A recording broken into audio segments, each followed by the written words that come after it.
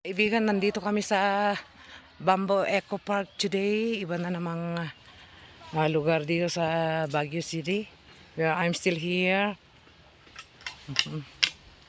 Ayan, nagagawa sila. Nagkukon talaga sila. Ang daming kon dito. No, ay, sorry. Namamasyal talaga dito kasi yung yung tawag dito yung ambience is talagang napaka-cool. So makikita mo talagang fresh na kawayan yan mga kaibigan, no? So, eto daw ang tawag daw dyan. We have the, ba kayo nang magbasa, hindi ko alam i-pronounce yan. Okay, common name is Arrow Bamboo. Arrow, yan pala ang arrow. Ganda pala, dito lang ako nakakita ng maraming bamboo mga kaibigan.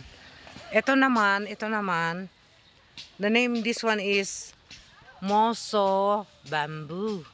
Moso Bamboo daw ito. Marami palang klase. Akala ko pag bamboo na lang mga kabesh. Yun pala, marami ding pangalan. Ito dry. Bakit to dry na? Yellow na naging nito, kulay. Mature na ba ito? Bakit naging yellow siya? Friend, bakit naging yellow ito? Yellow na. So, ito na yung kung gusto mong magpalamig talaga, dito ka na pupunta mga kaibigan. Napakaganda. O, ito naman, black bamboo. Asan ba ang black? O nga, no?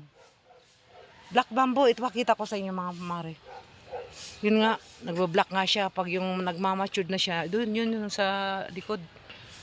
Nag-black din pala siya. Ito. O, black talaga, o. Black. Kaya, yun pala, black bamboo ang tawag dyan, mga kabits. May kanya-kanya palang pangalan. Yan, o. Black bamboo.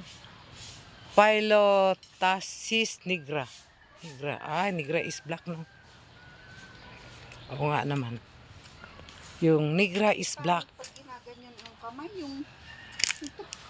Tingnan ito mga makon. Oh, ilang taon na kaya yan?